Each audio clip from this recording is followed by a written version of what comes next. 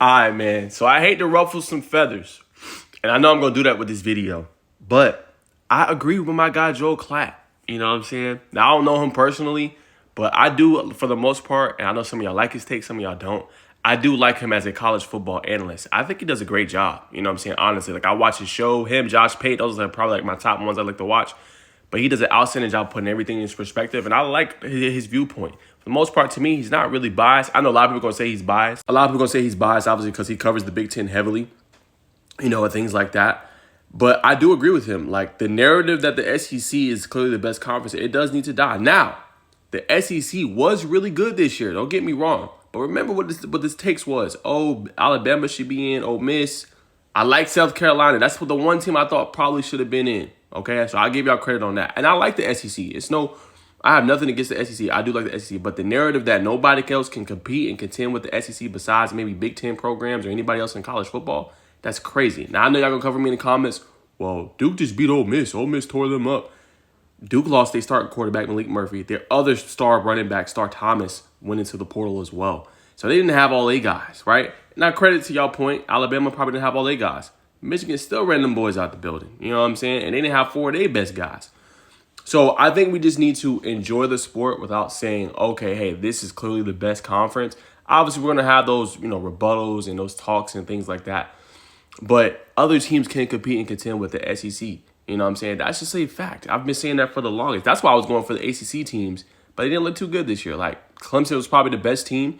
They competed with Texas for a good stretch there. They pulled away. You know what I'm saying? They was able to make a nice comeback, but they ended up putting the game away. But there's only one SEC team left in the college football playoff, right? Multiple Big Ten teams are in. We got Penn State, Ohio State, check. One got knocked off, obviously, when Ohio State beat Oregon.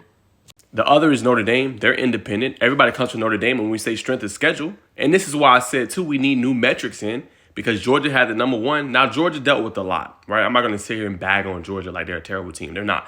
They dealt with so much, right? Carson Beck injury, right? They never could fully play a complete game on both sides of the ball, humbly. Not saying the defense wasn't good this year. Defense was fantastic. But I mean, offense coming when the defense was playing, at a high-end level. We didn't really see that from Georgia this year, if we're being honest. You know what I'm saying? So they struggle in that regard. They struggle at receiver with a lot of drops. They struggle running the ball consistently, which is something that we don't really say when we talk about Georgia. That's one of their staples, right? And you can almost call them running back U. Obviously, we know that Alabama was that for a while. But when we really think about the running backs that are in the NFL, really Georgia, is in that conversation. But they struggle, really offensively for most of the year. So, bringing back to what I was talking about, obviously, the strength of schedule. Obviously, that matters, right? That's important. I'm not going to say that it's not. But that shouldn't be the only metric we look at. And that's why I said they need a rating system like college basketball. ESPN, FPI or a metric where we have quad 1, quad 2 wins, where they really matters. You know what I'm saying? I think we need that in college football. But we're seeing it now. And everyone wanted to say, oh, Notre Dame shouldn't be in. They lost to Northern Illinois. And look what we have here. They're in the Final Four. You know what I'm saying? They're in the semifinals. And they look like a really good team. And everybody was bagging, oh, well, Notre Dame can't pass the football. You know what I'm saying? And they're running the ball. And they've been stopped so far. So I think when we just look at the landscape of everything, I think it's been a great college football playoff. I think the SEC is a great conference. But just to say, like, oh, nobody can compete and contend with them, I don't think we should be saying that anymore. Anybody can win on any given Saturday. It's like the NFL, any given Sunday.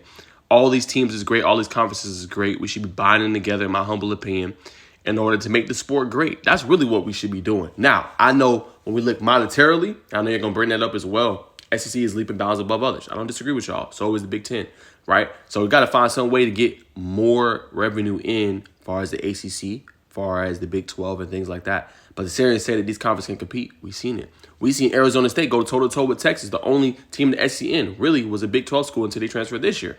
Right? Arizona went toe-to-toe. Coach Ken Dillingham had them boys ready. Sam Leavitt looked good. Cam Scatterbo looked good. Like, you know what I'm saying? Like, they went toe-to-toe. You very easily said they could have beat Texas. And then there'll be no SEC teams in currently right now. So that's all I'm saying. When we look at the outlook, let's look at it from a full lens instead of saying, oh, well, this team is the best or this conference is better than this one. Nobody can compete and contend. And let's evaluate it from year to year. Let's evaluate it from what's going on currently. You know what I'm saying? And that's what I love about college football, right? That's what we've been able to see. So I completely agree with obviously Joel Klatt. I think the narrative does need to die. Obviously we see in the transfer, and I think we are about to hit the golden age of college football. I really do, humbly. Like, I think this is going to be one of the best eras of college football. I know everybody's up in arms about the transfer portal. I agree with you guys. That needs to be out after the season's over, after bowl games, after the national championship. Open up a transfer portal. It's that simple, right? Maybe move back signing day some, the national signing day, the regular period. Move that back, you know what I'm saying? Or make it after spring practice, whatever it is. You're going to have to find something that helps benefit the sport, right? You know, and then there also needs to be some stipulations too with the transfer portal. Maybe at most you can transfer 3 times in your collegiate career. You know what I'm saying? The first stop don't work, cool. You get 2 more opportunities. But for some of these kids getting 8, 9 years eligibility or transferring to 4 or 5 different schools, hey, they hurting it for the high school kids, and I feel for them. You know what I'm saying? Because that's not fair to them. So I think we're going to hit the golden age, you know, of college football. But what we have to do is we got to make sure that we put some stipulations on certain things. You know, obviously revenue sharing coming in here, NIL, some regulations on that. I still want to see the kids get paid, but maybe some regulations on that. You know what I'm saying? Also some regulations, obviously, I said on the transfer portal. And make this sport great because it's, hey, I'm tapped in. Hey, semifinals, I'm ready. You know what I'm saying? So I think the college football playoff showed us how great the sport is, and anybody can win. You know what I'm saying? And I really can't wait to see what happens going forward. So yeah, man, comment below. I know you're going to come for me for this video, but comment below. I want to know your thoughts. Do you agree with Joel Klatt? Is the narrative that the SEC is clearly the best conference, does it need to die? And what else would you change about the sport going to 2025? What are some things we need to fix, you know, in college football to make it and continue to make it a great sport that it is and have so many people tuned in regardless of what university they rep or what college that they're at? Let us know down in the comments. I'm curious to know you guys' thoughts as well. But appreciate y'all tuning in, man. Make sure y'all like, comment, subscribe on YouTube. Make sure you like and share on TikTok. Much love, man. See y'all soon.